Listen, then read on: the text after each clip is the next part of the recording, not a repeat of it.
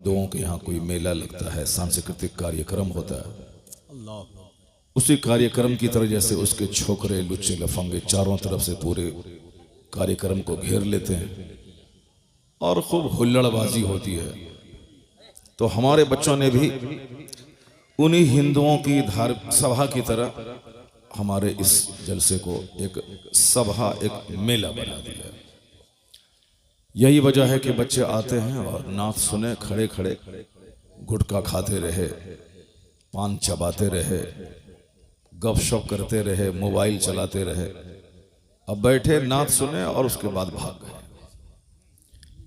ये सारे बच्चे, अगर इनसे कहा जाए कि गैर मुस्लिम जो हम पर एतराज करता है कि इनके पैगंबर की जिंदगी का ये चैप्टर कैसा है, तो आप सारी जिंदगी अगर इसी तरह जलसा सुनते रहे कि नात सुन के भाग गए, तो तुम उसका जवाब क्या दोगे? तुम खुद उस काफिर की तरह कंफ्यूज्ड हो जाओगे जी। तुम खुद अपने मजहब में शक करने लगोगे। अल्लाह। जबकि ये खुसूसी इंतजाम सिर्फ मजहब इस्लाम में है। यहूदियों के यहाँ बाज़ाब्ता कोई नसीहत का कोई चैप्टर नहीं है। क्रिश्चियनों के यहाँ कोई वीकली या मंथली लोगों के समझाने का कोई सिस्टम नहीं है। क्रिश्चियन साल में एक बार वो सेंट मैरी अपने हिसाब से 25 दिसंबर को क्रिसमस डे मनाते हैं, चॉकलेट बांटते हैं और एक जोकर ड्रामा करता है। बस वो क्रिसमस डे अपना मना लिया।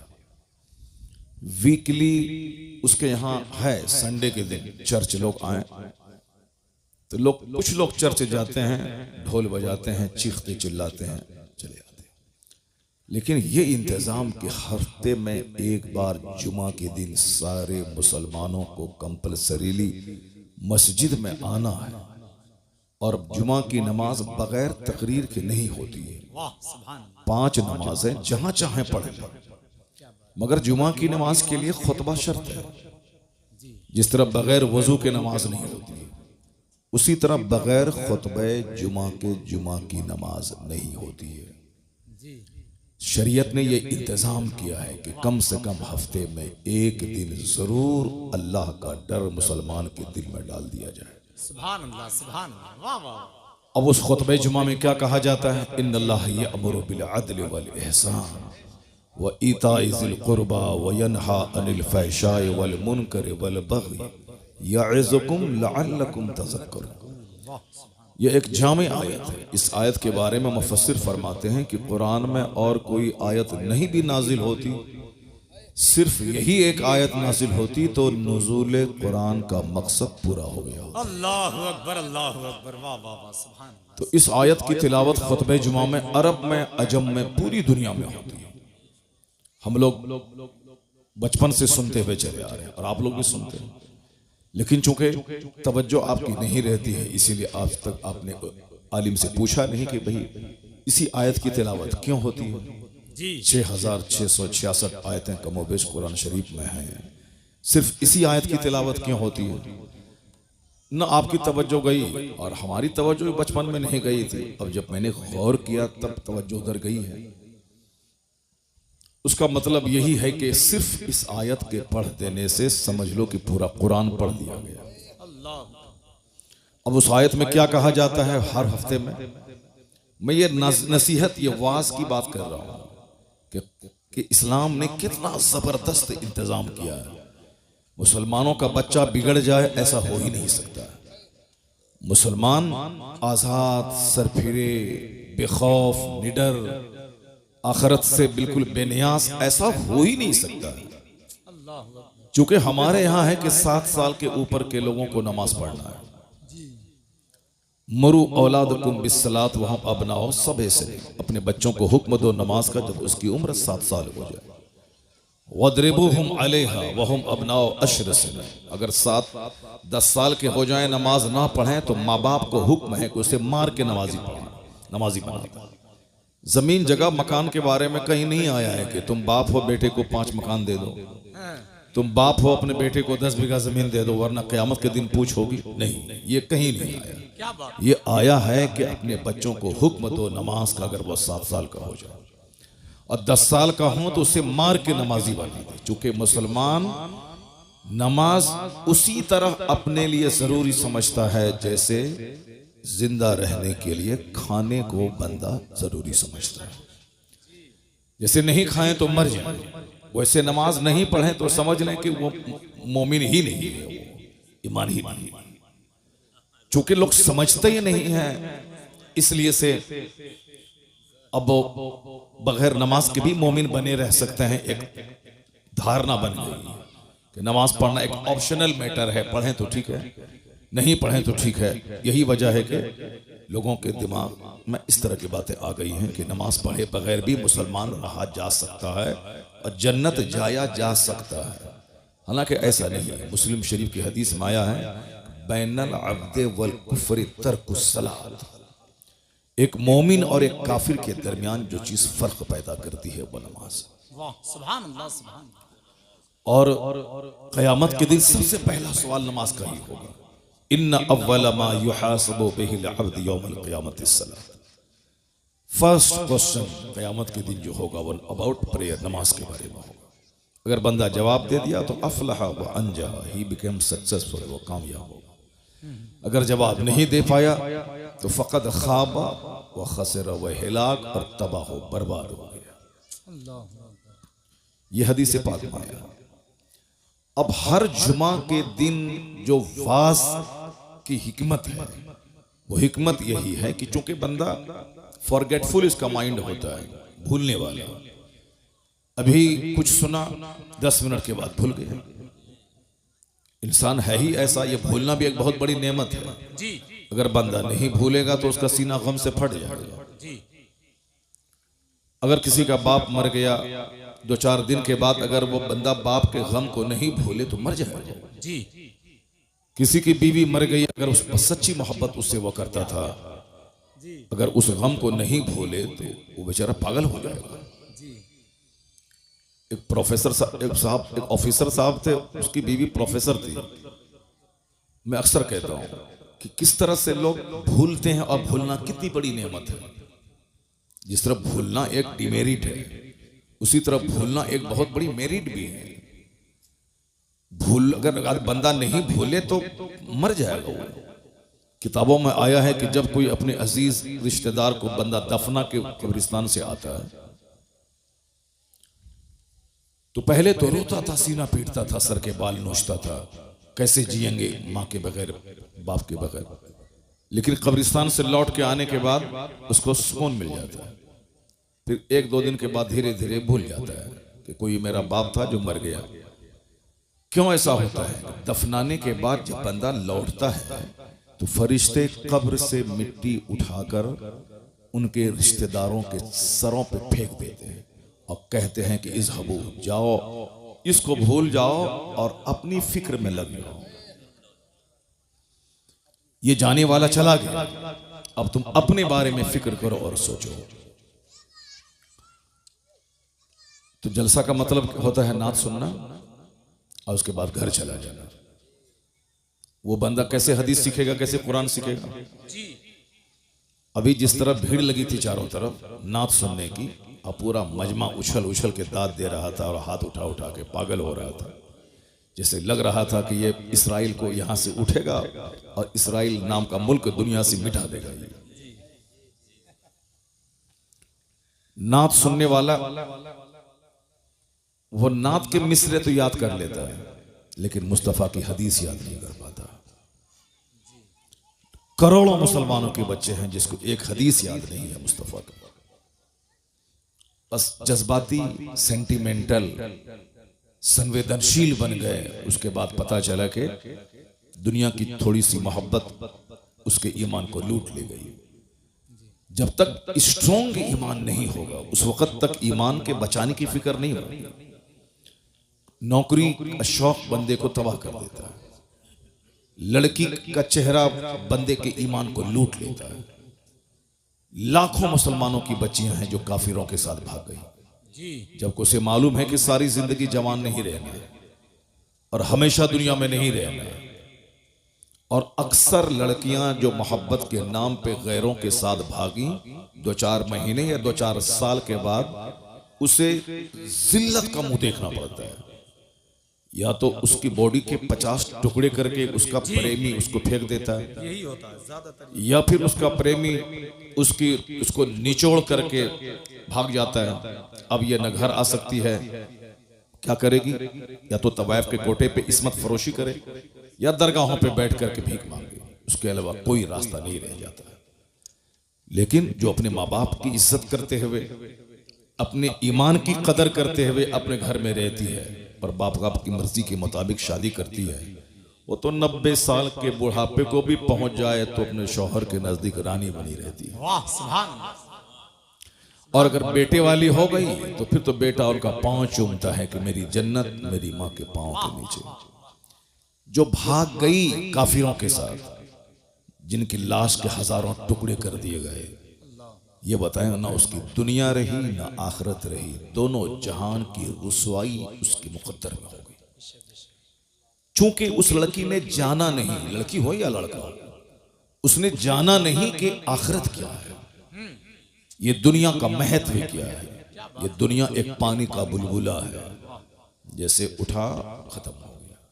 एक चिंगारी है जो भड़की बुझ गई। ये दुनिया के 100 साल एक सेकंड है, इसे खत्म हो गए। काफिर चाहे गुड़ खाए कि गोबर खाए कि शराब पिए कि पानी पिए, उसका तो कोई संविधान ही नहीं है उसके पास, ना कोई जीवन पद्धति है, ना कोई नियमावली है, ना कोई सिलेबस ऑफ लाइफ है उसका। उसके नजदीक सब बराबर है, शराब बराबर है, गाय का पेशाब बराबर है, वो जो चाहे पिए। ये तो हम मुसलमानों को समझना है कि क्या राइट है क्या रॉन्ग है, क्या गुड है क्या बैड है, क्या जायज है क्या नाजायज है, क्या करना है क्या नहीं करना है। तो हम मुसलमानों को समझना है, और हमको समझाने के लिए अल्लाह ने अपने महबूब को दुनिया में भेजा है, और हमको समझाने के लिए अल्लाह ने अपने महबूब पर कुरान नाजिल फरमाया कि अल्लाह के महबूब अपना वक्त ज़ाहिरी मुतय्यन पूरा करने के बाद अब वो अपनी कब्र अनवर में आराम करेंगे और सारी उम्मत पे नजर रखेंगे, और इनकी हिदायत के लिए मुस्तफ़ा की हदीस है और अल्लाह का कलाम कुरान करीम है। इन दोनों की रोशनी में मुसलमान जिंदगी गुजारते रहे। बहुत अच्छा। तो अब वो कुरान वो हदीस हमारे लिए एक जीवन पद्धति है कि हम कैसे जिए, कुरान में देखें, हम कैसे जिंदगी के दिन गुजारे, मुस्तफ़ा की हदीस में देखें। दूसरों के पास इस तरह की कोई नियमावली नहीं है, जो मन में आए सो करना है। मन में आया शराब पी लिया, मन में आया गाय का पेशाब पी लिया, मन में आया गोबर का इस्तेमाल कर लिया, और मन में आया सांप को काट के खा लिया। जो मन में आया, जब चाहे वो रात के 4 बजे सो जाए, दिन के 11 बजे उठ जाए, कोई टोकने वाला नहीं। ये तो हर जुमा के दिन मेरा खतीब मेंबर से कहता है कि इन्नल्लाह यअमुरु बिल अदल, अल्लाह तुम्हें हुक्म देता है अदल करने का, अल्लाह तुम्हें हुक्म देता है एहसान करने का, अल्लाह तुम्हें हुक्म देता है अपने रिश्तेदारों को देने का, रिश्तेदारों से लेने का नहीं, निचोड़ने का नहीं, अपने रिश्तेदारों से बाइक नहीं लेने का, कार नहीं लेने का, पैसा नहीं लेने का, क्या बात। बल्कि अल्लाह तुझे दे तो अपनी तरफ से जिस तरह अपनी माँ बाप को देना है उसी तरह अपनी सास को भी देने का, ससुर को भी देने का। अपनी बीवी के बाप को कंगाल बना के उस बीवी के सामने कैसे मुंह दिखाओगे, जिस बीवी के बाप की जमीन बेचवा के तुमने गाड़ी खरीद ली, जिस बीवी के बाप को भीख मंगवा के तुमने स्कॉर्पियो ले लिया, कैसे उस बीवी को मुंह दिखाओगे, कैसे उसके सामने बोलोगे कि मैं तुम्हारा शौहर नामदार हूं। वो बीवी तो बोलेगी तेरे हाथ में जो वॉच है वो तो मेरे बाप ने दिया, क्या बात। वाह जो तुमने 3 पीस का पैंट शर्ट पहना वो मेरे बाप ने दिया, क्या बात है। जो तुम्हारे घर में पाँव पोछने वाला है वो तो मेरे बाप ने दिया, जो तुम्हारे घर का दरवाजे का विंडोज का डोर्स का पर्दा है वो भी मेरे बाप ने दिया, ये गाड़ी जिस गाड़ी पे चलते वो भी मेरे बाप ने दिया है, तेरा है क्या? और तू जो बोलेगा कि मैं शौहरे नामदार हूं, शौहरे नामदार वो नहीं होता है कि जो अपनी बीवी के बाप को कंगाल बना के ऐश करता है। शौहरे नामदार वो होता है क्या बात है जरा, जो अपनी कमाई से घर बनाता है, वाह, अपनी कमाई से फर्नीचर बनाता है, अपनी कमाई से वॉच से लेके शूज से लेके स्पेक्टेकल से लेके 4 व्हीलर और 2 व्हीलर तक खरीदता है। अपनी कमाई से फ्रिज, एसी, वॉशिंग मशीन सब लेता है और एक नेक संजीदा लड़की से निकाह करके उसके बाप से कहता है कुछ नहीं, सिर्फ बेटी देना हमको, वाह, सुभान अल्लाह। चूंकि हमें निकाह करना है आपकी बेटी से। नेक लड़की को अपने घर में लाएगा और कहेगा तुम देखो ये मेरा घर है, रानी बन के तुम रहो, ये फ्रिज मेरा है, ठंडा पानी तुम पियो, ये साहब मेरे घर हैं, मैं तो बाहर मारे मारे फिरूंगा 2 रुपए कमाने के लिए, और तुम इसमें क्वीन बन के रहो मेरे घर में। क्या बात, मालूम है जो लड़की अपने शौहर के घर में इस तरह आएगी, न कभी तकरार होगी, न कभी लड़ाई होगी, न कभी तलाक होगी, बल्कि अपना दिल शौहर के पांव के नीचे बिछा देगी। वाह, सुभान अल्लाह। ये जीने का एक तरीका है, रिश्तेदार को देने का, लूटने का नहीं, वरना सारी जिंदगी कंगाल रहेगा बंदा। काफिर तो फिनारे जहन्नम, हमेशा के लिए जहन्नम में जलेगा, उसका तो कोई मतलब ही नहीं। क्योंकि हमको जन्नत जाना, चूंकि हमको ये दुनिया का 100 साल तो 1 सेकंड है, खत्म हो जाएगा। हमारे लिए आखिरत है, यही हदीस का सबसे बड़ा उन्वान है, यही कुरान पाक का सबसे बड़ा टॉपिक है कि हमारे लिए आखिरत है। तो अक्लमंद है वो जो आखिरत की बात सोचे। ए लड़का, ए कहां भाग रहा है, बैठो, क्या बंदर की तरह करता है यार, छुछंदर की तरह करता है। नात पढ़ता रहा, सुनता रहा, और अभी हदीस पढ़ रहा हूं, भाग रहा। अगर इसको हिंदुस्तान का हिंदू इसको काटेगा तो कसूर किसका है? जी, अगर हमारे घरों को ये काफिर उजाड़े तो कैसे तड़पेगा और कैसे अल्लाह की रहमतों को आवाज देगा। जो मस्जिदों को उजाड़ेगा उसकी जिंदगी में सुख कभी नहीं होगा। जी, जो मदरसे को उजाड़ेगा अल्लाह ताला उसके घर को उजाड़ देगा। क्या बात, जो दीनी मजलिसों को उजाड़ेगा अल्लाह उसकी जिंदगी से सुख चैन को उजाड़ देगा। कभी गौर करते हो कि सारे लोग बंदर की तरह मारे मारे फिर रहे हैं। अरबों में खेलने वाला भी छुछंदर की तरह मारे मारे फिर रहा है। चेहरा काला है, खुदकुशी है, सुसाइड है, जहर खुरानी है, दिन रात का टेंशन है, 1 दर्जन बीमारी में घिर के तड़प तड़प के मर जाना है। सुकून चैन किसके पास है? मकान, दुकान, गाड़ी, छकड़ा, उसी के पीछे सब पागल है। डॉक्टर, इंजीनियर, मकान बनाए, गाड़ी खरीदें, मजा मौज मस्ती करें। हर घर दुखी है। सीने को फाड़ के देखोगे तो 1000 जख्म मिलेगा। इसलिए कि जिस रास्ते में चल के तुम चैन ढूंढ रहे हो उस रास्ते में अल्लाह ने चैन नहीं रखा है। जिस रास्ते पे चल के तुम सुकून तलाश कर रहे हो अल्लाह ने वहां सुकून नहीं रखा है। वरना मैं अक्सर कहता हूं कि सुशांत सिंह राजपूत जैसा करोड़ों में खेलने वाला फिल्म का एक्टर वो फांसी के फंदे पे लटक गया। अगर फिल्म में नाचने से सुकून मिलता तो फिर वो फांसी के फंदे पे नहीं लटकता। 30 साल की खूबसूरत लड़की एक्ट्रेस फिल्म में नाचने वाली, जिसके पीछे हजारों लड़के दीवाना रहते थे और करोड़ों लोग फिल्म में देख देख के उस पर जान निछावर करने को तैयार रहते। वो लड़की की सड़ी हुई लाश घर से निकली। अगर हुस्न में ही खूबसूरती है और 1000 लड़कों के बीच में झूमने में मस्ती है तो उस लड़की को जहर करके नहीं मरना चाहिए। तुम्हें मालूम है कि Charlie Chaplin British film star, जिसका एक मशहूर मकूला है कि I like to walk in the rain nobody can see my tears, मैं बारिश में टहलना चाहता हूं ताकि जी भर के रोऊं और कोई मेरे आंसू को देख नहीं पाए। करोड़ों को हंसाने वाला, करोड़ों जिसके फैंस हैं, वो ब्रिटिश फिल्म स्टार है, मगर हिंदुस्तान में करोड़ों लोग हैं जो उनके फैन हैं, उनके साहब दिलदादा है। लेकिन वो आदमी इतना गमगीन है, करोड़ों को हंसाने वाला। उसका मखूला अभी चार्ली चैपलिन बोले, वो इंटरनेट पे उसका ये लफ्ज सामने आ जाएगा, ये जुमला I like to walk in the rain, nobody can see my tears. मैं बारिश में टहलना चाहता हूं ताकि रोऊं, जी भर के रोऊं, कोई मेरे आंसू को देख नहीं पाए।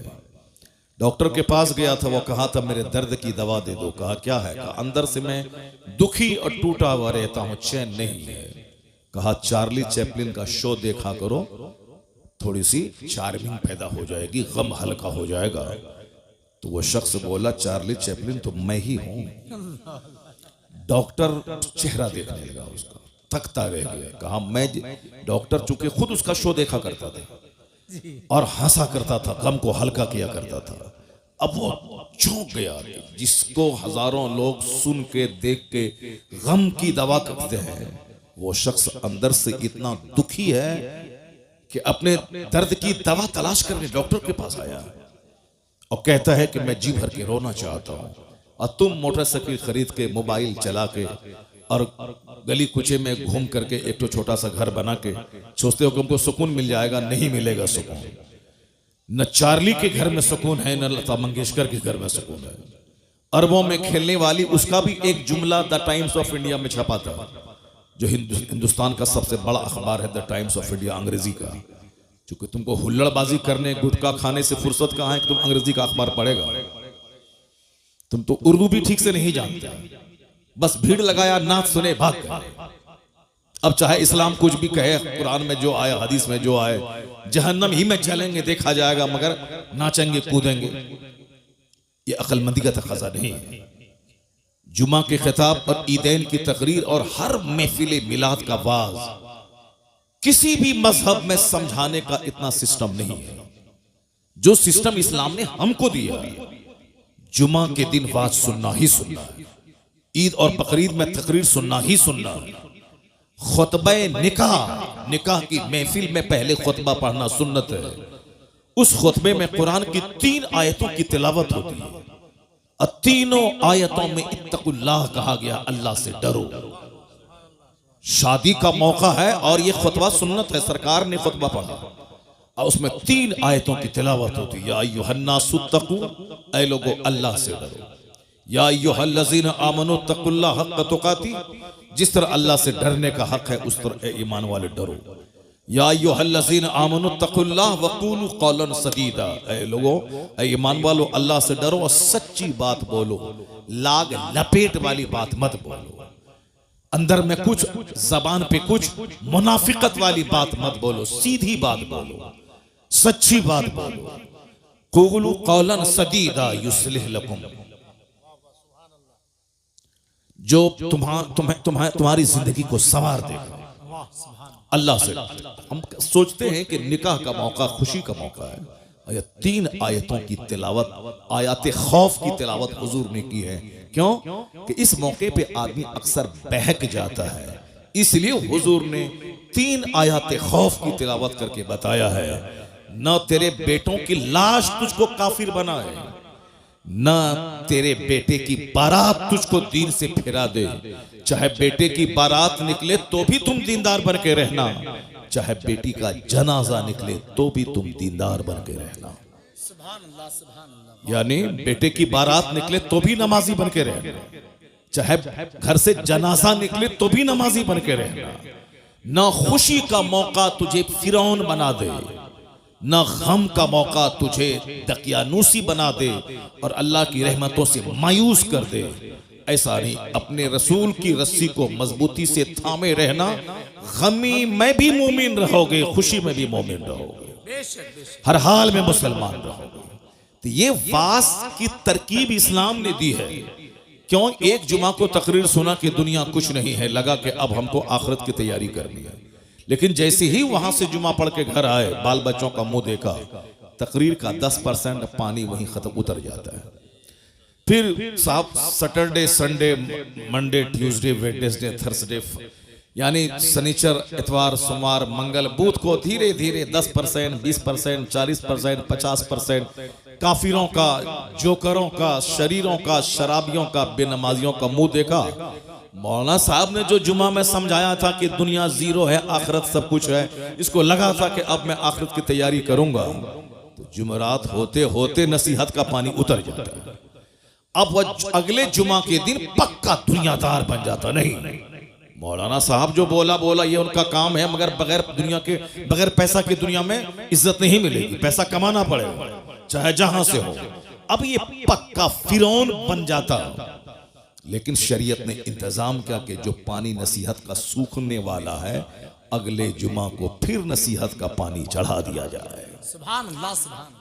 जब जमीन सूखने लगती है, खेती के लायक नहीं रहती, आसमान का पानी उस मुर्दा जमीन को जिंदा करता है।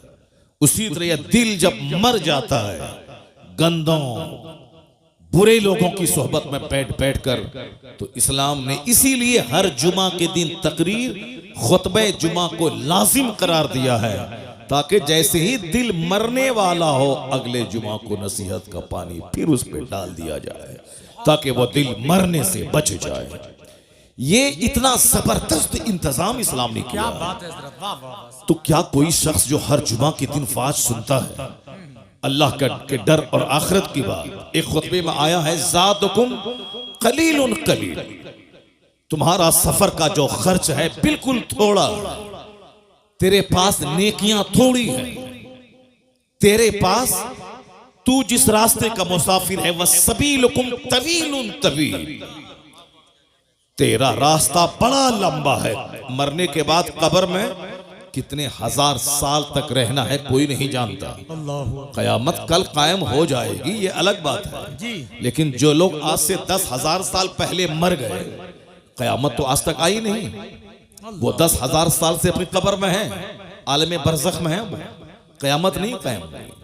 इसलिए यह है कि कयामत कल कायम होगी, लेकिन कल का मतलब ये नहीं कि कल टुमारो, कल का मतलब है कल चाहे 1 करोड़ साल के बाद आए, वो कल ही कहलाता है। क्या बात है। तो कयामत 5,000 साल के बाद आएगी, तो कब्र की मंजिल हजारों साल की। मैदान महशर जब कायम होगा, जब कयामत आएगी, दुनिया का विनाश होगा, वहां का जो एक दिन होगा 50,000 साल का। अल्लाह, कोई दरख्त और किसी दीवार का साया नहीं होगा, कोई दरख्त नहीं होगा, तमाम जमीन परपट मैदान हो जाएगा, और वहां हिसाब किताब होगा। लोग अपने अमाल के हिसाब से नाक तक, गर्दन तक, सर तक पसीने में डूबे रहे। सवा नेज़े पे आफताब, जमीन तांबे की, कोई किसी का पुरसाने हाल नहीं। न माँ अपने बच्चे को याद करेगी, न बच्चा अपनी माँ को याद करेगा। यौम यफिरुल मर्उ मिन अखी व उम्मिही व अबी, कुरान में अल्लाह कहता है, डरो उस दिन से जिस दिन एक भाई भाई से भागेगा, औलाद वालदैन से भागेगी, माँ बाप औलाद से भागेंगे। एक लौता बेटा जिसके बगैर माँ जिंदा नहीं रह सकती थी, कयामत के दिन वो देखेगी कि मेरे बेटे को आग में डाला जा रहा है, मेरा बेटा एक नेकी की खातिर जहन्नमी बन रहा है, माँ एक नेकी उसको नहीं देगी, क्योंकि वो आखिरत है, दुनिया नहीं है, वो आखिरत है। आखिरत में कोई किसी का पुरसाने हाल नहीं होगा। यौम यफिरुल मर्उ मिन अखी व उम्मिही व अबी व साहिबतिही व बनी लिकुल्लि इम्रिइन मिनहुम यौमइज़िन शअनु युग़नी। सारे लोग अपने अपने मामलात में इतने मशगूल होंगे कि कोई किसी का पुरसाने हाल नहीं होगा। नात सुनो और खूब जन्नत में कूद के चले जाओ। सरकार गौसे आजम 40 साल तक इशा के वजू से फजर की नमाज पढ़े थे। 40 दिन नहीं, 4 साल नहीं, 40 बरस। अब पूरी रात एक पांव पे खड़े होके पूरा कुरान खत्म कर लेते थे। और जहां वो अल्लाह के वली थे, मां की गोद से ही वली बन के पैदा हो गए थे। उनके बारे में आया है कि जब वो मकतब जाते थे तो फरिश्ते उनके आगे आगे चलते थे, कहते थे, बच्चों रास्ता खाली कर दो, अब्दुल कादिर इस रास्ते से आने वाले हैं। बचपन से वली थे, उनको 40 साल तक इशा के वजू से फजर पढ़ने की क्या जरूरत थी।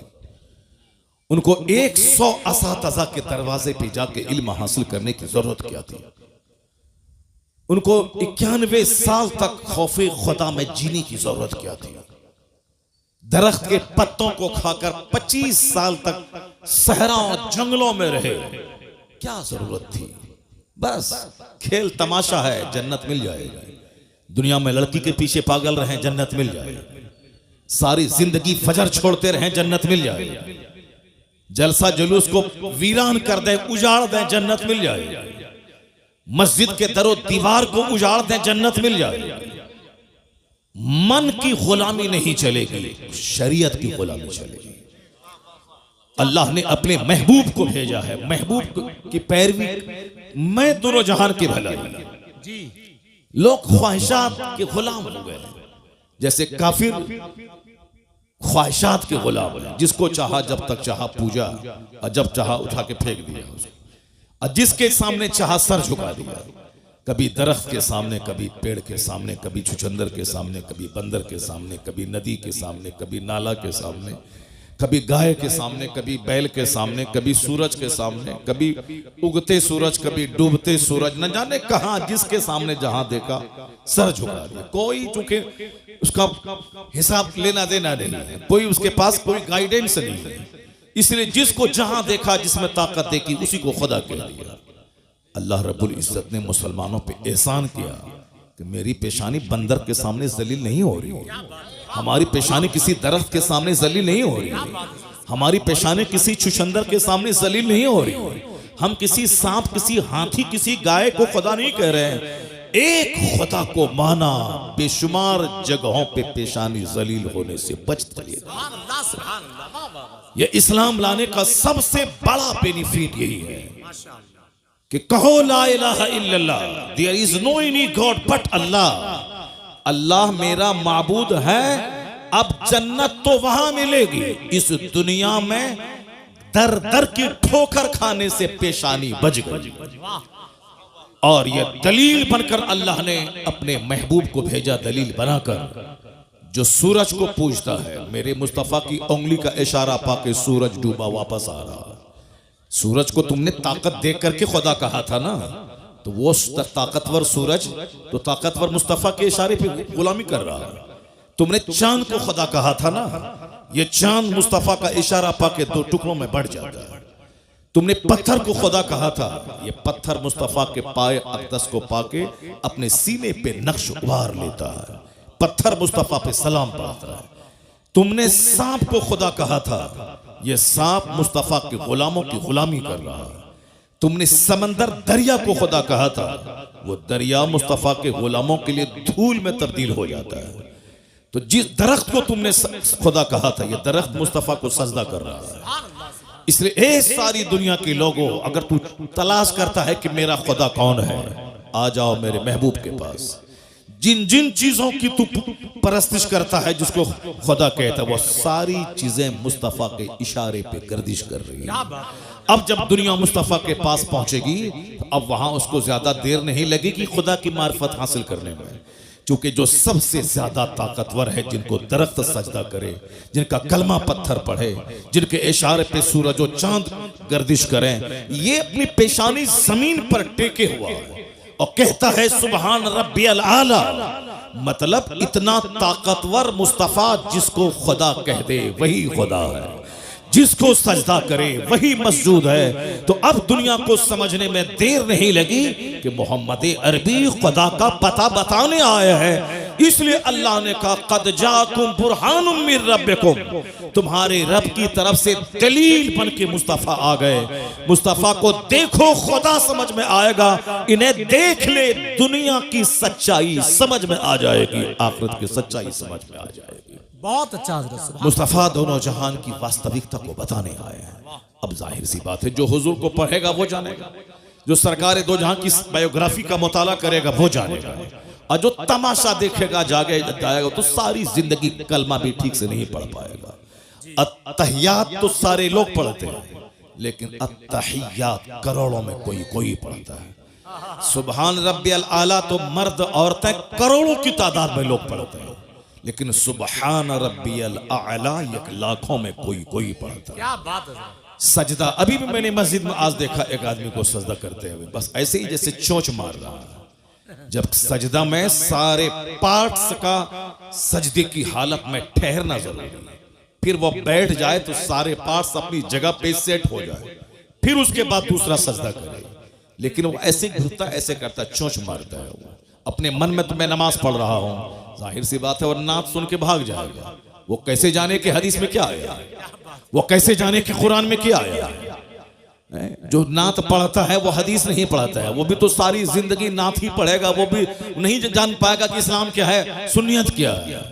इसलिए मैं अक्सर कहता हूं कि नात पढ़ना जरूरी नहीं है, नमाज पढ़ना जरूरी है, दीन सीखना जरूरी है।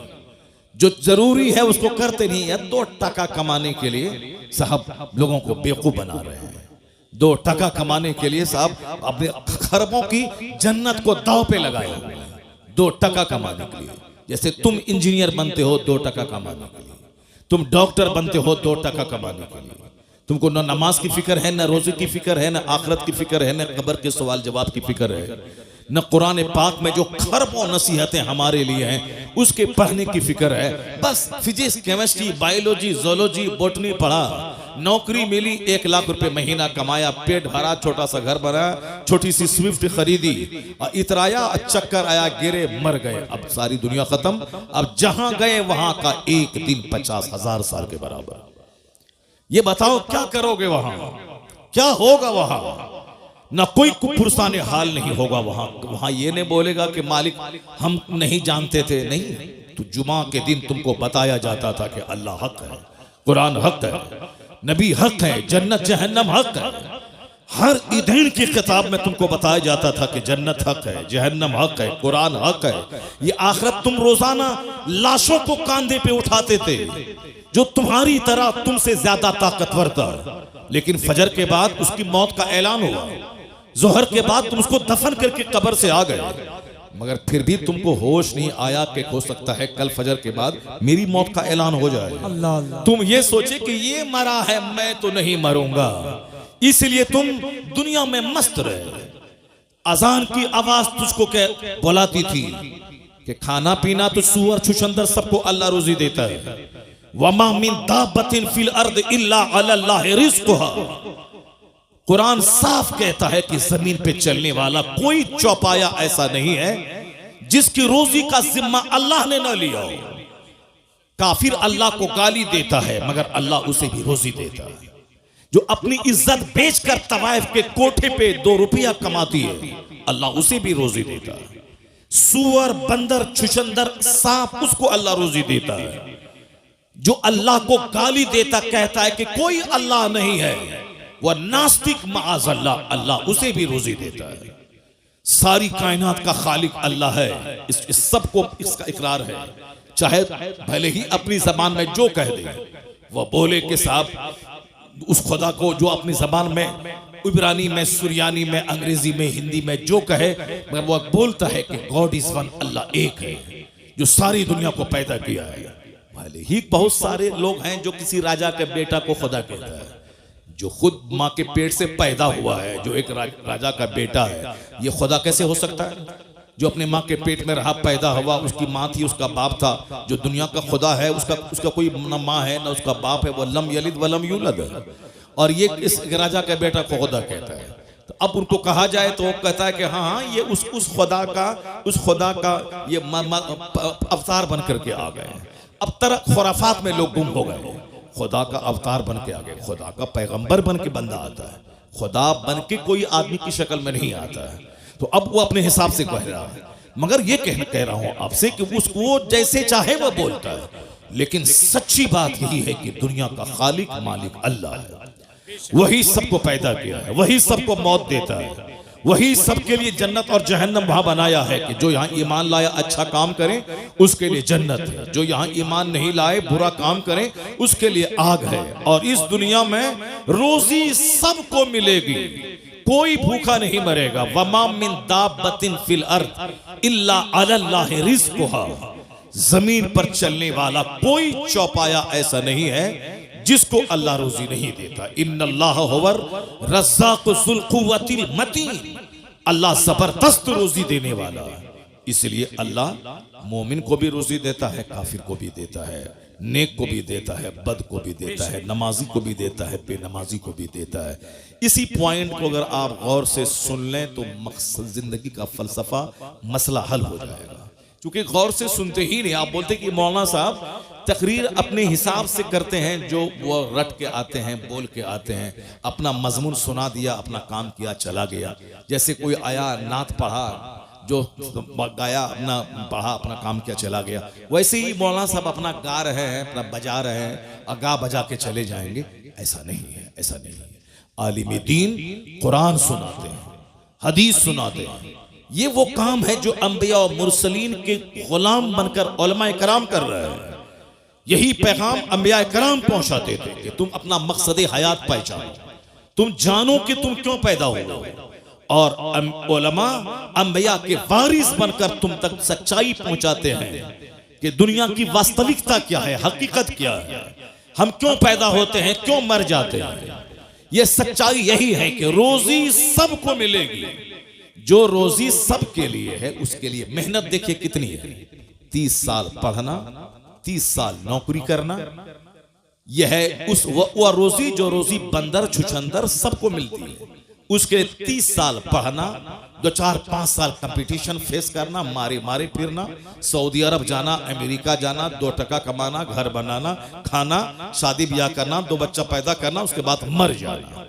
ये रोजी जो सबके लिए, उसके लिए इतनी मेहनत है। मगर जन्नत सबके लिए नहीं है। जन्नत करोड़ों में किसी किसी के लिए। अल्लाह ने रोजी का सबके लिए वादा किया है, सबको रोजी मिलेगी। अल्लाह को गाली दो तो भी रोजी मिलेगी, नमाज नहीं पढ़ो तो भी रोजी मिलेगी, जिना करो, शराब पियो, जुआ खेलो, सबको रोजी मिलेगी।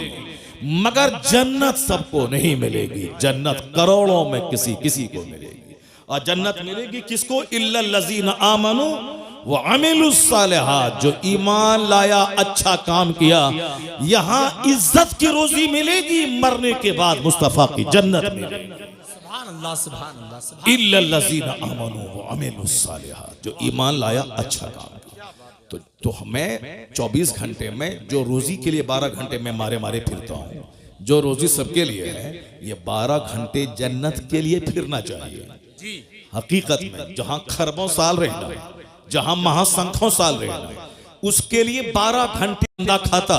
ये अरबपति को खूब ज्यादा मोटा रहना चाहिए, और वह बेचारा फालिज ज़्यादा भिखारी जिसका कमाता नहीं, उसको कम रोजी मिलती है, उसका बदन सूख जाना चाहिए। लेकिन यहाँ उल्टा मामला है, जो कमाता नहीं है वह चर्बी फूट रही है उसके बदन से, और जो 1000 एकड़ का जमीन का मालिक है या सूख के कांटा हो रहा है। पता चला रोजी कमाई की बुनियाद पर नहीं मिलेगी। अल्लाह ने जिस जानदार को पैदा किया है, सबको रोजी देने का अल्लाह ने वादा किया है। बंदर, चुचंदर, सुअर, हाथी, गाय, भैंस, बैल, सबको, सुअर जैसा खतरनाक जानवर जो बिल्कुल नजीस से ऐन है, वो अंग अंग उसका नापाक है, लेकिन वह सुअर भी खाता है। कुत्ता, जिसको कुत्ता कह करके लोग उद्धृत करते हैं, ये कुत्ता है, वो कुत्ता को भी रोजी मिलती है। मछली, जो व्हील मछली, जो रोजाना की खुराक उसकी मनों में है, वो समंदर में छोटी छोटी मछलियां अल्लाह ने इतनी पैदा कर दी ताकि बड़ी मछली छोटी मछली को खा के जिंदा रहे, जिंदा रहे। सांप नाबीना, जो दरख्त की सबसे ऊंची टहनी में लिपटा हुआ रहता है, अल्लाह परिंदों के जरिए उसके मुंह में रोजी डाल देता है। रोजी सबके लिए, जन्नत सबके लिए नहीं है। तो अक्लमंद है वो जो रोजी के लिए कम मेहनत करे, जन्नत के लिए ज्यादा मेहनत करे। और बेवकूफ है वो जो जन्नत की फिक्र ही ना करे और दुनिया की रोजी के लिए मारा मारा फिरता रहे। और ये मेरी बोली नहीं है, ये बोली मुस्तफा की है। आका फरमाते हदीस में, अल कैजसु मन दाना नफ्स वो अमील लिमा बादल मौत वल आजिजु मन अतबा नफ्सहु हवाहा सुम्मा व तमन्ना अल्लाह।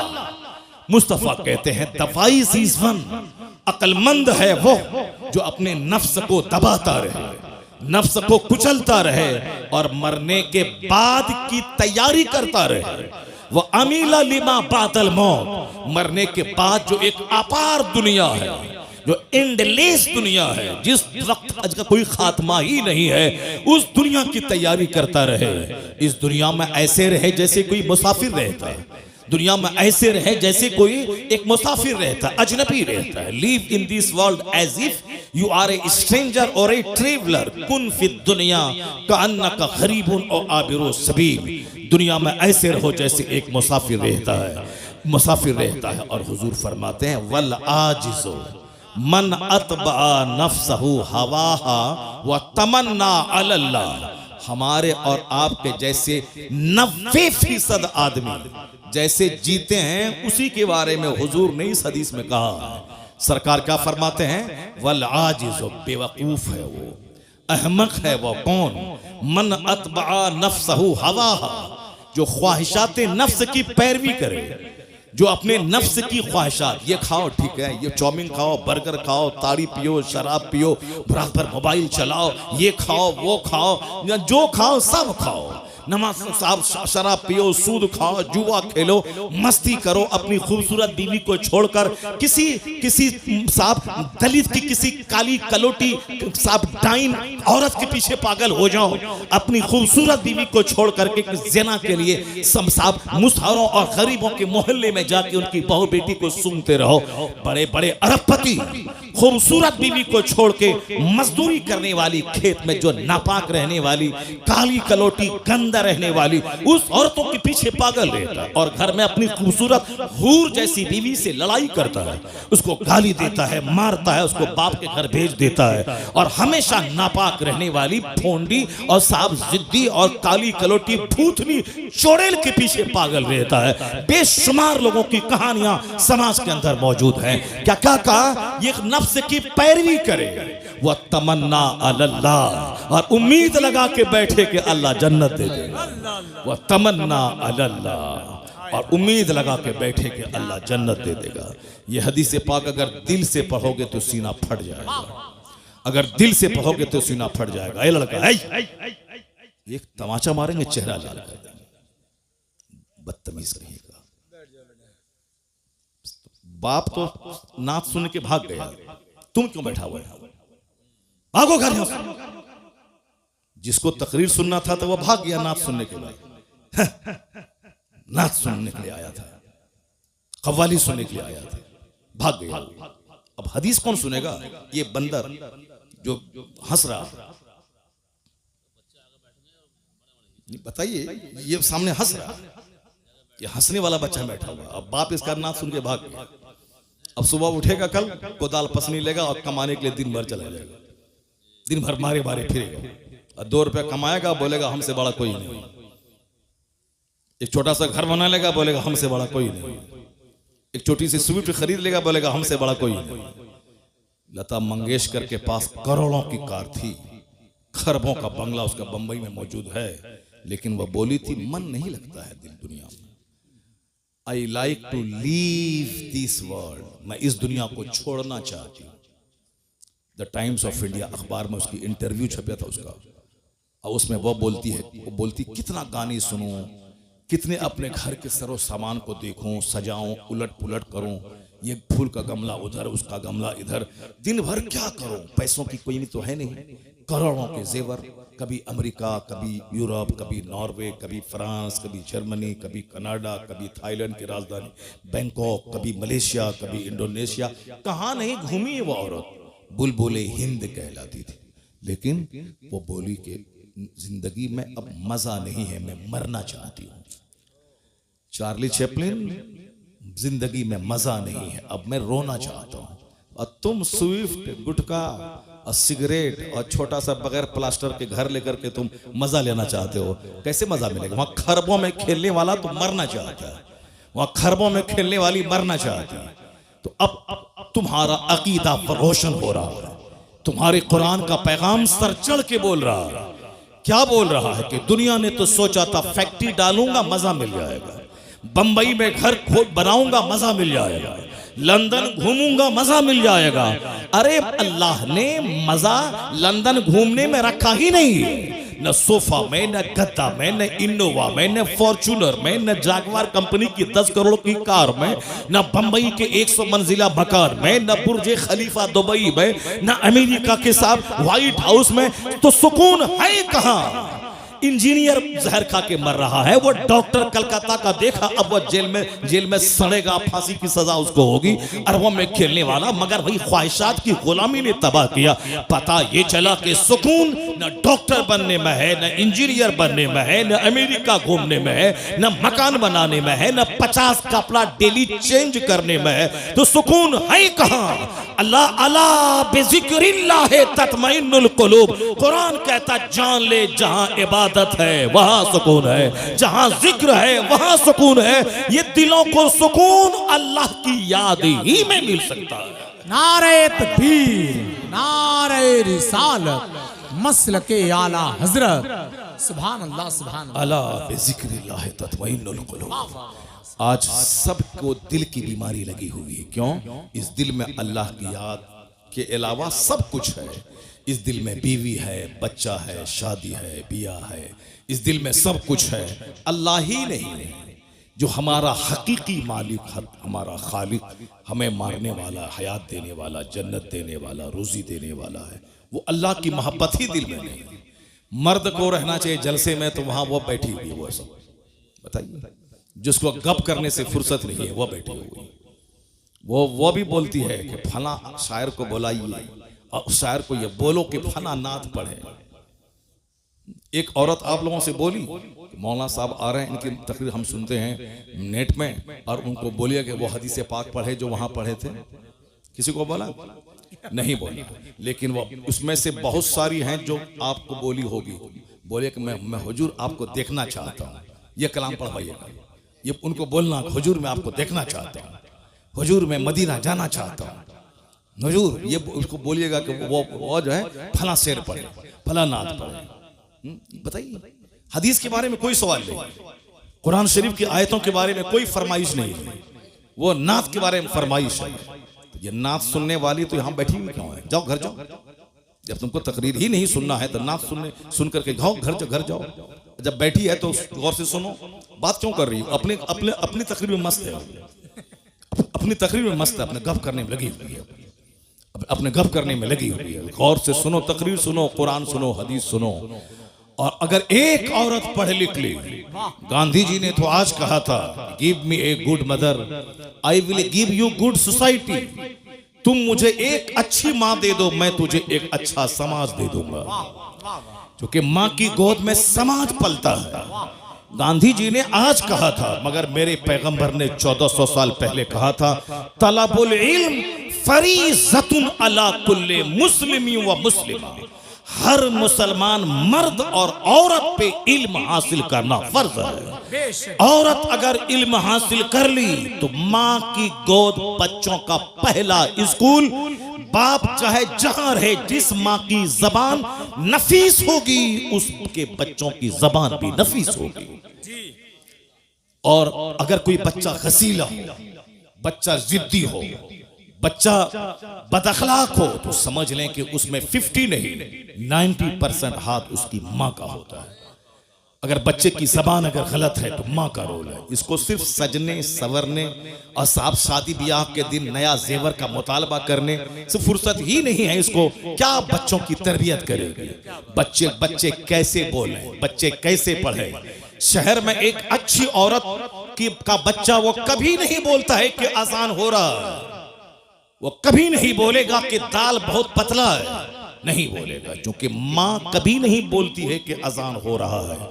माँ हमेशा कहती है अजान हो रही है।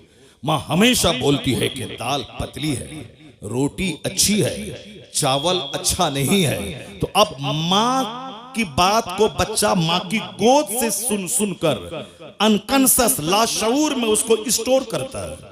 और जब उसकी जबान पे बोली खुलती है तो वही बोली निकलती है जो माँ से सुन करके यहाँ अनकंसस में था, वही वहां से निकलते हुए शऊर की जबान पे वही जुमले आ जाते हैं। इसलिए शादी ब्याह में कार, मोटर कार देखने वाला अच्छी बीवी का सिलेक्शन करो, दौलत को तलाक दे दो।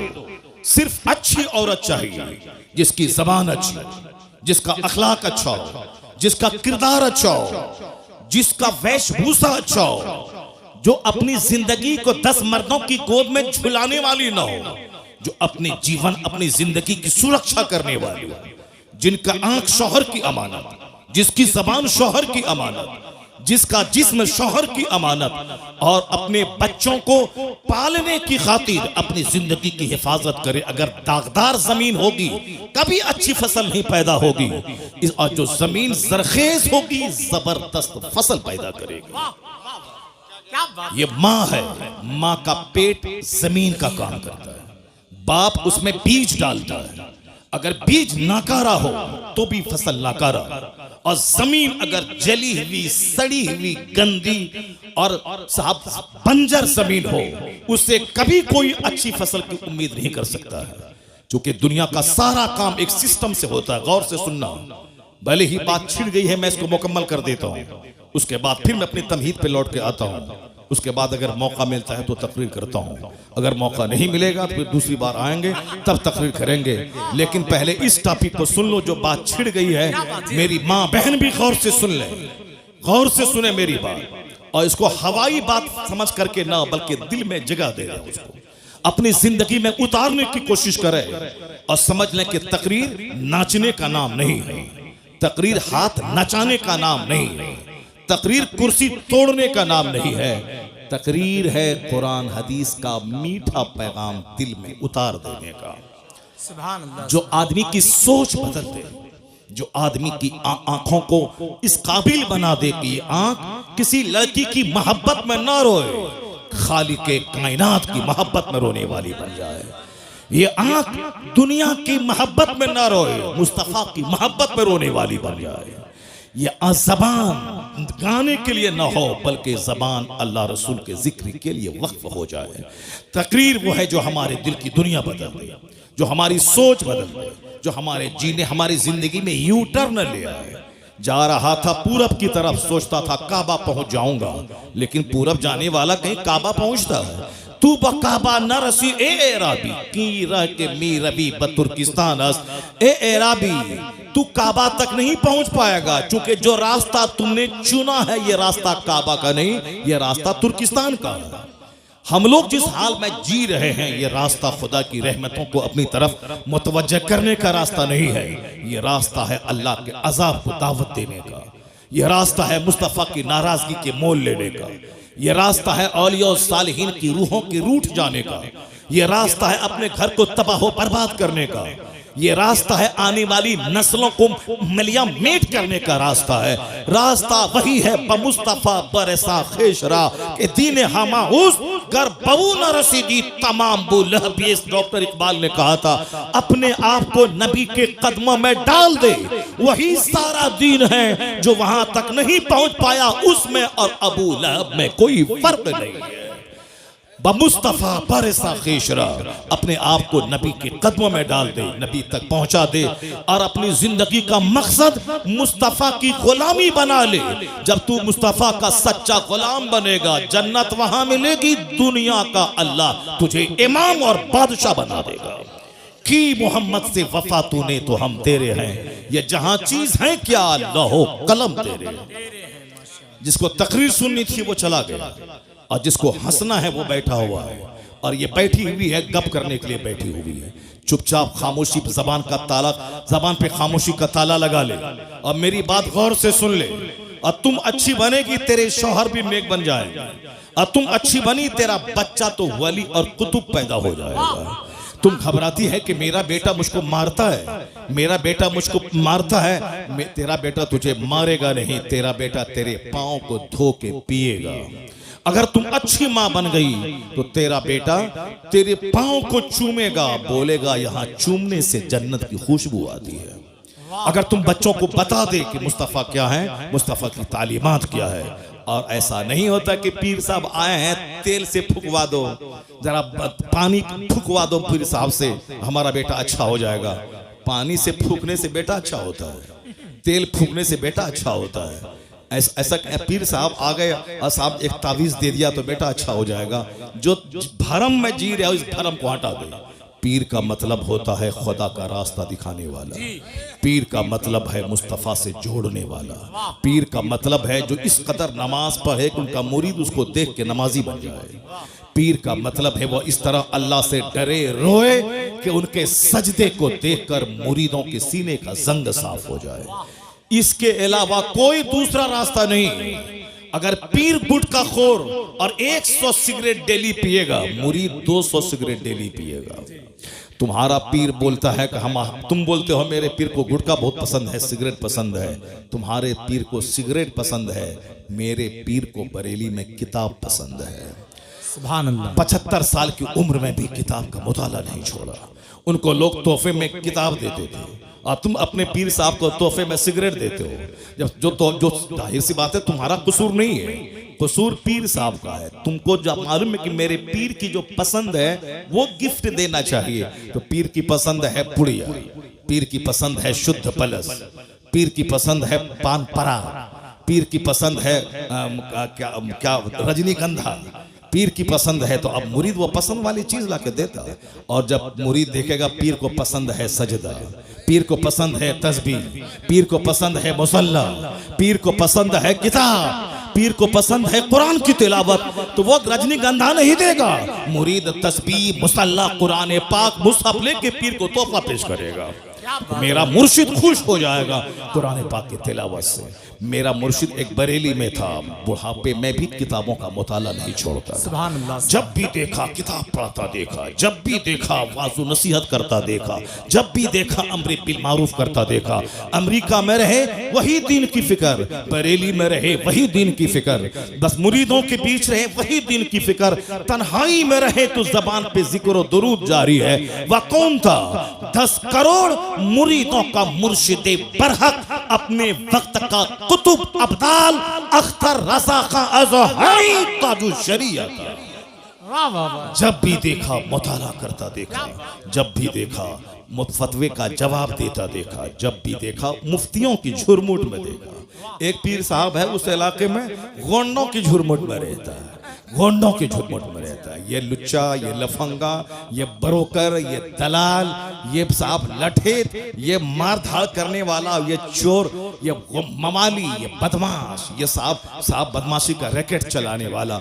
और लोग बताए ज़रा पीर साहब को आंख मत दिखाना, उनके इर्द गिर्द जो लोग हैं वो सब बड़े पहुंचे हुए लोग हैं, यानी सब जहन्नम पहुंचे हुए, गुंडे, मर्डरर, हत्यारा, कोई जादव, कोई अंसारी, कोई बाहुबली, ये सारे लोग हैं। जाहिर सी बात है जैसा पीर होगा, जिन लोगों की झुरमुट में रहेगा उसका दिल भी वैसा होगा जो मुफ्तियों की झुरमुट में रहेगा, जो आलिमों की झुरमुट में रहेगा, जो वलियों की झुरमुट में रहेगा, जो अख्ताब की झुरमुट में रहेगा, जो खुद कुतुब होगा वो अख्ताब की झुरमुट में रहेगा। हुजूर सदरुल अफाजिल कभी गोंडा मवाली के साथ नहीं रहे, उनका दोस्त सदरुल शरिया था, उनका दोस्त मलिकुल उलमा था, उनके दोस्त उनके साहबजादे जो आलिम थे वो थे, उनके अहबाब का एक बड़ा तबका था, अदीबों का, शायरों का, फकीहों का, मुतब्बिरों का। यही वजह है जो जैसा होता है उसका दोस्त वैसा होता है, और बंदा दोस्त के दीन पर होता है। इसलिए हुजूर ने कहा था 1400 साल पहले, अर्रजुलु अला दीन खलीली फलयंजुर अहदुकुम मन युखालिल। आदमी अपने दोस्त के दीन पर होता है, तो दोस्ती करने से पहले देख लेना कि तेरा दोस्त कैसा है। अगर दीनदार हुआ तो तुझे दीनदार बना देगा, अगर बेदीन हुआ तो तेरा दीन लूट के खा जाएगा। क्या बात। अर्रजुलु अला दीन Khalili, a man is on the religion of his friend, so watch to whom you befriend। आदमी अपने दोस्त के दीन पर होता है। वाच, देख लो कि तुम किससे दोस्ती कर रहे हो। वो चोर है, चोर बना देगा, बदअकीदा है, बदअकीदा बना देगा, वह ज़िनाकार है, तुझे ज़ानी बना देगा। अगर तेरा दोस्त अल्लाह से डरने वाला नमाजी है तो तुझे नमाजी बना देगा, मुत्तकी बना देगा। अर्रजुलु अला दीन खलीली फलयंजुर अहदुकुम मन युखालिल। बातें हमारी होती रहेंगी, मैं तमहीद यहाँ रोक करके मैं पहले वो चैप्टर में खोलता हूँ जो बात ज़बान पे आ गई है। ये वरना ये भाग जाएगी और हमारी तकरीर सुन नहीं पाएगी। और इसलिए चुपचाप रहो और तकरीर मेरी गौर से सुनो। और जहां तक मेरी आवाज पहुंच रही, मेरी सारी माँ, सारी बहन, सारी बेटियां वह गौर से इस चैप्टर को सुने। अक्सर व बेशतर मैं इस चैप्टर को रिपीट करता हूं। मैं खिताबत इसलिए नहीं करता हूं कि 100 तकरीर 100 टॉपिक पे हो, नहीं, मैं सिर्फ एक टॉपिक पे तकरीर करना चाहता हूं कि हर महफिल में अगर 5 बंदा जन्नती बन जाए तो मेरा पसीना बहाने की मेहनत वसूल हो जाए। माशाअल्लाह। इसलिए मेरी तमन्ना इस पे रहती। मैं नहीं समझता कि साहब मेरी हर तकरीर में बात जुमले बाज हदीस का रिपीटेशन होता है, उससे कोई बहस नहीं। बार बार बोलने से आदमी के दिल में असर होता है। बार बार बोलने से, जब रस्सी कुआं पर बार बार आगे पीछे जाती है तो उस पत्थर में भी निशान पड़ जाता है। इसीलिए मैं बार बार बोलता हूं, जो लोग मुझसे मोहब्बत करते हैं और बार बार मेरी तकरीर सुनेंगे, जरूर शराब की भट्टी से निकलकर मस्जिद की तरफ रुक करके चले जाएंगे, जरूर जाएंगे। बार बार सुने। अपनी कलाकारी दिखाने के लिए खिताब नहीं होता है, बल्कि मुस्तफा के दीन को सिखाने के लिए खिताब होता है, लोगों को मुस्तफा तक पहुंचाने के लिए खिताब होता है। मेरी माँ, बहन, बेटियां गौर से सुन लेना। तुम्हारे दरवाजे पर आम का पेड़ है, वो आम के पेड़ में 1 लाख तावीज डाल दो।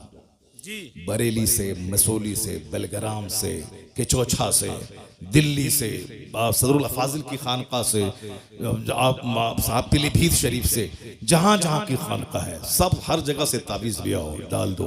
और ये सोचो कि इस आम के पेड़ से सेब निकल जाए। नहीं होगा ऐसा।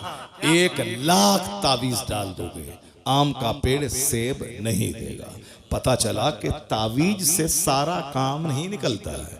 तावीज से काम क्या होता है, सुनो मुझसे।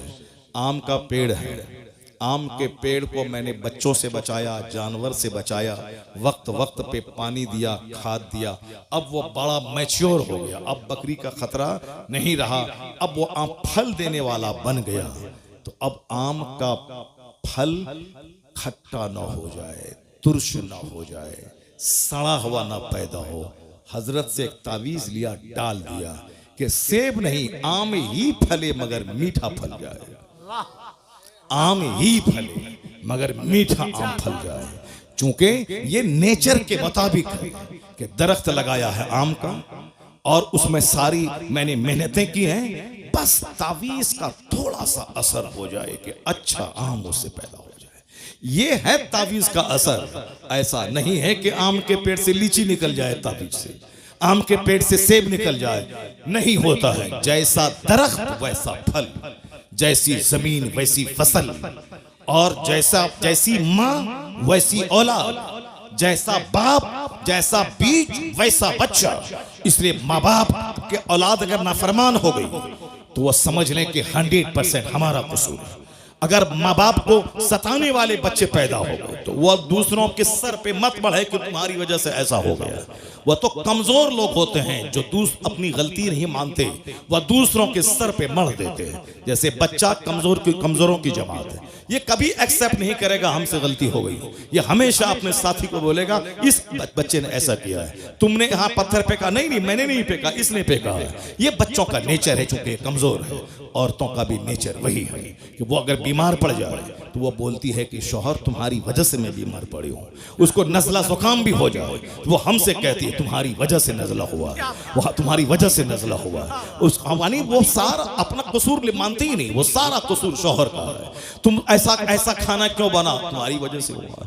ये ऐसा काम क्यों खराब हो गया, तुम्हारी वजह से हो गया। अब ये शौहर बेचारा चौड़ा सीना लेके रहता है, चलो इसमें सब समा जाए, तुम्हारी जिद समा जाए, तुम्हारी तकरार समा जाए, सब समा जाए। इसीलिए इसमें सब समा जाता है, सारा काम घर का बना रहता है और घर से बाहर बात नहीं फैलती है। वरना अगर घर से बाहर बात जाने को रहे, शौहर का दिल अगर बड़ा ना रहे तो रोजाना लड़ाई झगड़े की आवाज घर से बाहर जाएगी, साहब मार धाड़ की आवाज घर से बाहर निकलेगी। वो तो शौहर का दिल अल्लाह ने इतना बड़ा बनाया है कि जैसे कोई गंगा नदी हो, उसमें मुरादाबाद का सारा कचरा समा जाता है, उसी तरह इसमें सब समा जाता है। उसकी जीद, उसके तकरार, प्यार, उसकी लड़ाई, उसका झगड़ा सब समा जाता है इसमें। इतना चौड़ा है, वरना डेली लड़ाई हो और डेली झगड़ा हो और सारे समाज के लोग दीवार में कान लगा के लड़ाई की आवाज सुने, नहीं होता है ऐसा। वो नाकिसुल अक्ल है, उसके पास अक्ल कम है। मगर अल्लाह ने मर्द को ताकतवर बनाया है और हुजूर ने कहा है कि ये टेढ़ी पसली से पैदा हुई है, इसको सीधा करने की कोशिश मत करना। सीधा करना चाहोगे तो टूट जाएगी और टूटना तलाक है, समाज बर्बाद हो जाएगा। उसी हालत में रहने दे, बड़े काम की चीज है, बस उसी हालत में रहने दे, फायदा हासिल कर। ये तेरे घर की निगरानी करती है, तेरे बच्चों की परवरिश करती है, तुम्हारी राहत का सामान पहुंचाती है, तुमको गुनाहों से बचाती है। तू रहे 5 साल परदेश में, तेरे घर की सुरक्षा करती है। बहुत काम की चीज है, काम की चीज है, इसीलिए उसी हालत में रहने दे, फायदा हासिल कर। वरना सीधा करना चाहेगा तो टूट जाएगी, टूटना तलाक है, सारा घर बिगड़ जाएगा। ये मुस्तफा का कानून है कि आज घर आबाद है, सोसाइटी आबाद है, समाज आबाद है, इसलिए कि हुजूर ने जो कहा है उस पर अमल करने की वजह से लड़ाइयां कम हो रही हैं, सब्र की वजह से घर आबाद हो रहा है। जी जी, राम। आकाए तोहार इस्लाम का फरमान है, सरकार ने एक अच्छी लाइफ गुजारने का जो फॉर्मूला दिया, अब जरा गौर से सुन लो। औरतों की तालीम पे इस्लाम ने क्यों जोर दिया, एक घर को सजाने संवारने में औरतों का कैसा हाथ रहता है। एक बड़ी हदीस में पढ़ता हूं, क्योंकि ये महीना आका अलैहिस्सलाम की सीरत का भी है। ये महीना माह रबीउल नूर खत्म हो गया, अब रबीउल आखिर अब कल परसों से शुरू होने वाला। मगर चूंकि सारी जिंदगी सरकार की सीरत बयान की जाएगी, ऐसा नहीं कि 12वीं के महीने में ही ईद मिलादुन नबी हमेशा मनाया जाएगा। कभी सरकार की तालीमात से हम बेनियाज नहीं हो सकते। दुनिया का सारा काम एक सिस्टम से होता है और उसी सिस्टम पर मैं थोड़ी देर बात करता हूं। उसके बाद अगर आप कहेंगे थोड़ी देर और तकरीर कीजिए, तकरीर आपने शुरू नहीं की है तो फिर मैं तकरीर शुरू करूंगा।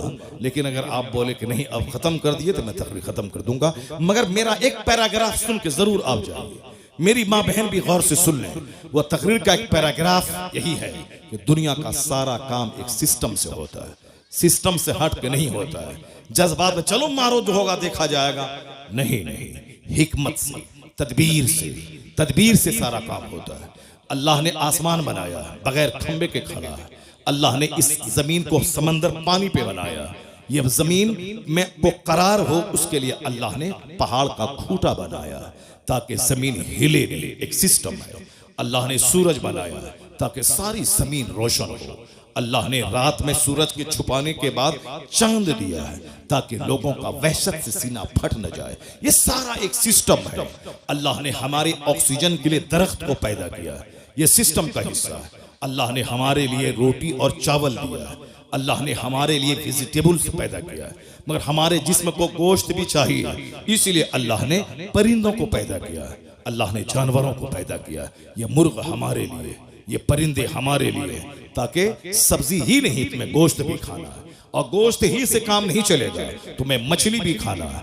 इसलिए अल्लाह ने मछली जैसी जबरदस्त मखलूक को समंदर में पैदा किया ताकि कभी मछली खाओ, कभी गोश्त खाओ, कभी सब्जी खाओ, कभी कद्दू खाओ। ये और बात है कि सब्जियों में बाज सब्जियां बहुत ज्यादा फायदामंद है। ये और बात है कि गोश्त में बाज गोश्त बहुत फायदामंद है। ये और बात है कि मछलियों में बाज मछलियां बहुत फायदामंद है। जैसे एक मछली हमारे इलाके में उसको कहा जाता है निरोग मछली, उसको सिंगी मछली बोलते हैं। अब पता नहीं यहाँ क्या बोला जाता है, 700-800 रुपए केजी मछली मिलती है।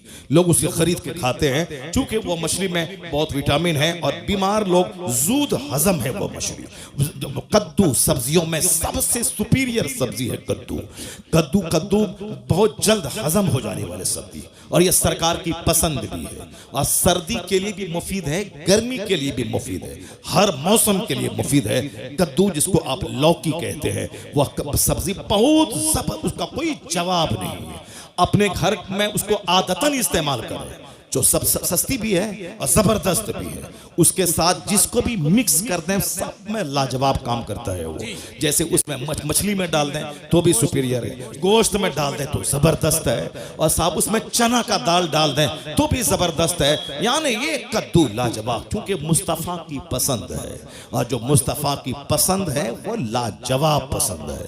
यही वजह है कि आज मैं जिस दिन मेरे घर में कद्दू की लौकी की तरकारी बनती है बहुत खुश होता हूँ। मेरी वाइफ को मालूम है कि हजरत को बहुत पसंद है, तो चना का दाल और कद्दू ये मुझे बचपन से शुरू से बहुत पसंद है, शुरू से पसंद है, और बहुत जबरदस्त है वो मेरे घर में। और फिर वो खीर भी मुझको बहुत पसंद है। यही वजह है कि अभी शुगर 7-8 साल से शुगर हो गए, मगर उसके बावजूद मैं खीर छोड़ता नहीं हूँ, और मेरे घर में खीर बनाई जाती है और मैं खाता हूँ। और अल्हम्दुलिल्लाह शुगर को झूठा साबित कर देता हूँ कि लोग कहते हैं कि शुगर होने के बाद रोजा रखने में परेशानी हो रही, मगर 8 साल हो गए एक रोजा नहीं छोड़ा, अल्हम्दुलिल्लाह एक रोजा नहीं, और कोई परेशानी नहीं होती है। और शुगर वाले को कहते हैं कि भाई इसको हर 1 घंटे के बाद खाना चाहिए, डॉक्टर बताते हैं, और कहते हैं कि हमेशा पानी पीना हल्का सूखता रहता है। मगर मैं 2.5 घंटे तकरीर किया हूँ, और अभी भी आज 2 घंटे तकरीर करूंगा मैं, चाहे तुम भाग जाओ, चाहे कोई यहाँ नहीं रहेगा, सब कोई नहीं रहेगा, मैं तकरीर करूंगा 2 घंटा। तो सब लोग भाग जाए, 2 घंटा से कम मैं नहीं बोलूंगा।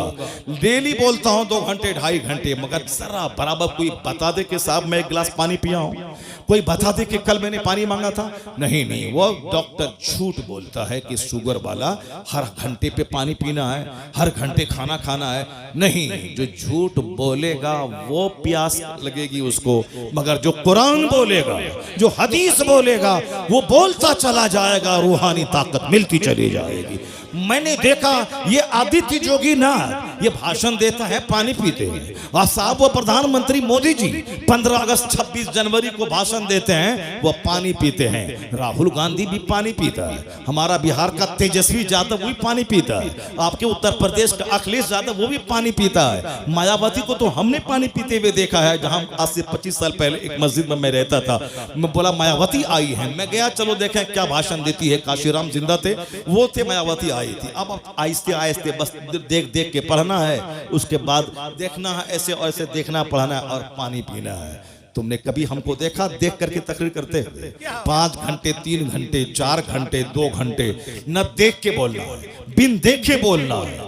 बिन देखे बोलने में दिमाग चलता है, इसके बाद क्या बोलें, इसके बाद क्या बोलें, इसके बाद क्या बोलें, दिमाग चलता है। दिमाग चलने में आदमी थक जाता है, लेकिन देखने में एनर्जी लॉस नहीं होती है। ना देखा जाता है, बिन देखे बोला जाता है, उसके बावजूद 1 गिलास पानी पीने की नौबत नहीं आती है।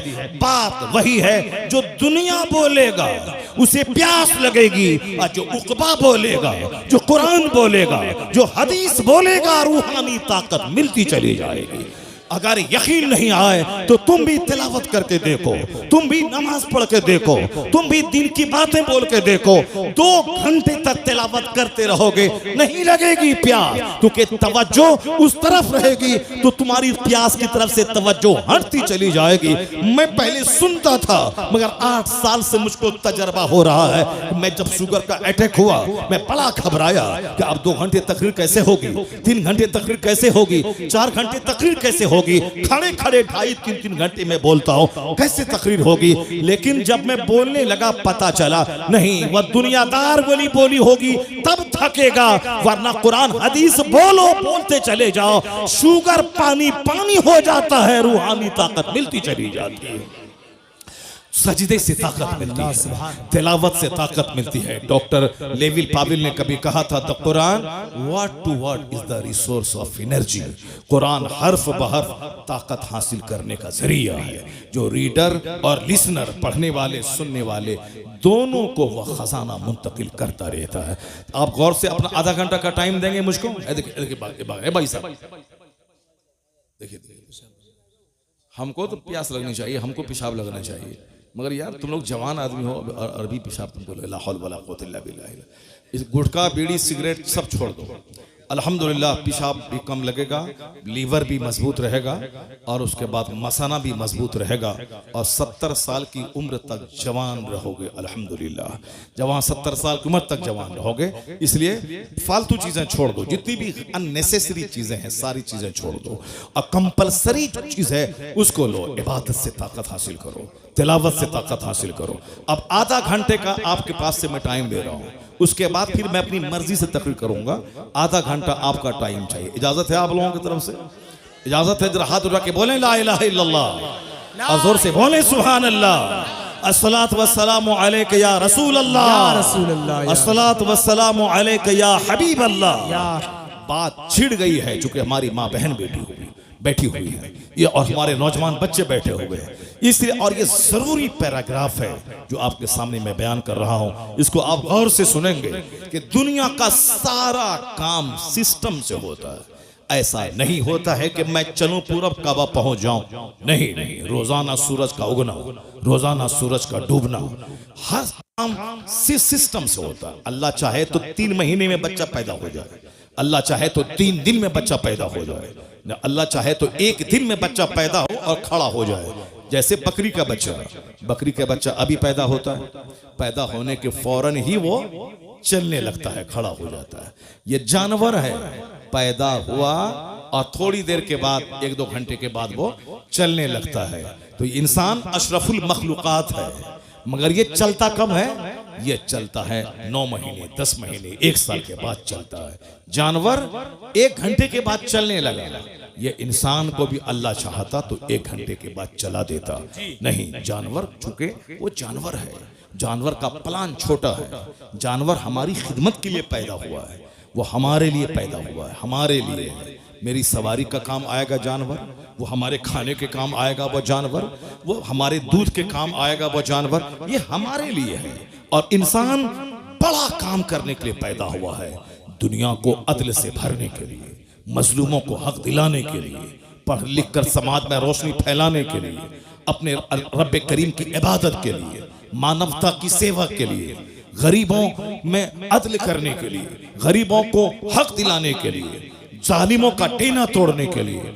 जब इतना बड़ा काम है इंसान का, तो अचानक नहीं, ये ग्रेजुअली, धीरे धीरे, या धीरे धीरे बोलेगा, धीरे धीरे चलेगा और धीरे धीरे परवान चढ़ेगा। क्योंकि इसको ताकतवर हो जहाज उड़ाना है, इसको पनडुब्बी बनकर समंदर में गोता लगाना है, इसको खलाओं में 6-6 महीने रहकर यूनिवर्स की सीक्रेट का पता लगाना है। इसलिए इसकी पैदाइश 9 महीने के बाद, 2 महीने के बाद नहीं, 9 महीने माँ के पेट में रहना है, 2 साल तक माँ का दूध पीना है और 5-10 साल तक ये माँ बाप की निगाहों में रहना है। 15-16 साल के बाद मैच्योर होना है।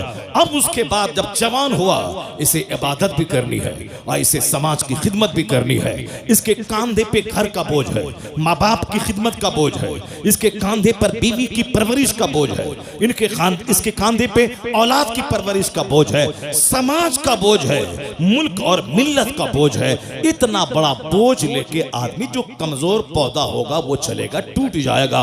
इसलिए 9 महीना माँ के पेट में रहो, 2 साल तक माँ का दूध पियो, उसके बाद 18 साल में मैच्योर हो जाओ। अब तुम दुनिया का काम करो। यानी कुदरत का सारा काम हिकमतों से भरा है। काम जब बड़ा होगा, उसकी हड्डी भी मजबूत होगी, उसकी ताकत भी मजबूत होनी चाहिए। इसलिए अल्लाह 9 महीने माँ के पेट में रखता है। अब जरा गौर से सुनिए, अल्लाह रब्बुल इज्जत के इसी सिस्टम का हिस्सा है कि जो दुनिया में सबसे बड़ा काम करने के लिए आया है, उसकी ताकत भी सबसे बड़ी होगी, उसका खानदान भी सबसे बड़ा होगा, उसकी माँ भी सबसे बड़ी होगी, उसका दादा भी सबसे बड़ा होगा, उसका नाना भी सबसे बड़ा होगा। चूंकि एक महान नतम पर्सनैलिटी के सजाने, संवारने, निखारने में माँ का रोल रहता है, बाप का भी रोल रहता है, बाप दादा का रोल रहता है, परदादा का रोल रहता है उसके ऊपर के दादा का रोल रहता है। लोग कहते हैं ना, इसके खानदान में ये बीमारी 100 साल से चली आ रही है। हमारे इलाके में एक खानदान में पांव फटने की बीमारी है, तो अब उस खानदान में जल्दी से लोग शादी नहीं करते हैं। नहीं नहीं, लड़की खूबसूरत है मगर इस खानदान में पांव फटने की बीमारी। अब ये बीमारी कब से चली आ रही है किसी को नहीं मालूम है। 100 साल 200 साल से चली आ रही है। तो 200 साल पहले से जो बीमारी चली आ रही है, उसके खानदान के आने वाली नस्लों को भी वो थोड़ा सा समाज में ऐबदार बना देती है।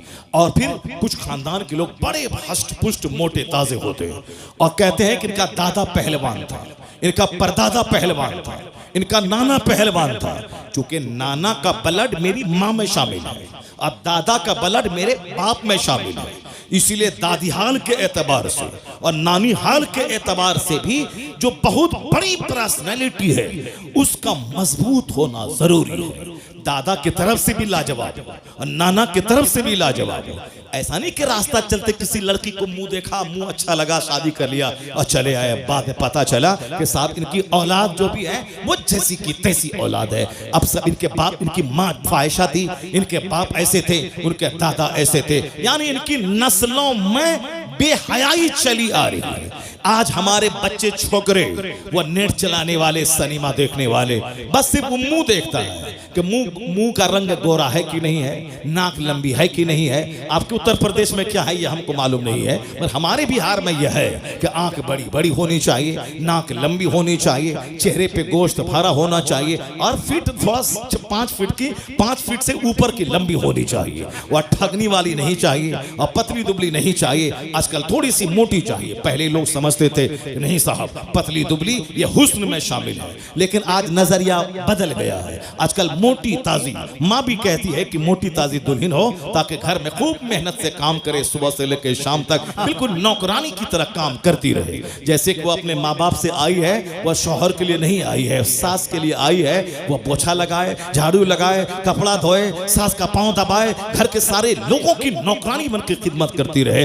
ऐसा नहीं है कि अब वो नौकरानी समझ के वो रखती है। जरा सी कमी हुई लड़ाई शुरू हो गई। शौहर पे लाजिम है वो खिदमत अपनी माँ की करे, क्योंकि माँ तुम्हारी माँ है, तुम्हारी बीवी की माँ नहीं है। वो तुम्हारी माँ के पाँव के नीचे तेरी जन्नत है, वो तेरी बीवी का जन्नत तेरी माँ के पाँव के नीचे नहीं है। वो खिदमत करे, ये उनका एहसान है, ये का एहसान है। वह तेरी खिदमत करेगी, वह तेरी खुशी ढूंढेगी। अगर तेरी माँ के साथ ना रहना चाहे उसके लिए अलग घर देना होगा, अलग चापाकल देना होगा, अलग वाशरूम देना होगा, ये तुम पर लाजिम है। अगर वो अब तुम्हारी माँ को माँ समझ रही है, सोने पे सुहागा है, तो रास्ता चलती कोई सड़क पेशाब औरत वो तेरी माँ को की खिदमत नहीं करेगी। जिस तरह आप कॉलेज में पढ़ने लगे, कॉलेज में पढ़ने वाली लड़की से प्यार हो गया, उनको बोलेगी तुम देहात में नहीं रहूंगी, मैं शहर चाहिए। अच्छा ठीक है, मैं तुम्हारे लिए मैं शहर आ जाऊंगा। अब वो शहर बिहार नहीं, उत्तर प्रदेश की राजधानी लखनऊ को गोमती नगर चाहिए। चलो गोमती नगर में हम बिल्डिंग खरीद लेंगे, यानी माँ छोड़ देंगे, बाप छोड़ देंगे। रास्ता चलती औरत का चेहरा देखा,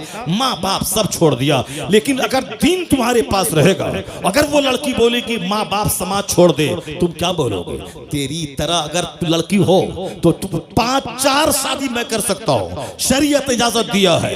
तू भागे या तुझको मैं छोड़ दूं, 4 शादी एट ए टाइम। लेकिन एक माँ अगर हमसे नाराज हो गई तो दुनिया के अरबों लोगों की भीड़ में दूसरी माँ नहीं मिल पाएगी। एक बाप अगर नाराज हुआ दूसरा बाप नहीं मिल पाएगा, क्योंकि माँ एक ही होती है और बाप एक ही होता है। बीवी तो 4 हो सकती है और तलाक दिया तो तलाक देते जाओ, शादी करते जाओ। अगर वह मर गई तो शौहर खुशी मनाता है, चलो झमेले से नजात मिली, अब दूसरी बीवी आएगी। तो मरने के बाद बीवी हो सकती है, मगर माँ एक मर गई तो दूसरी माँ नहीं हो सकती है। बाप अगर मर गया तो दूसरा बाप कभी नहीं हो सकता।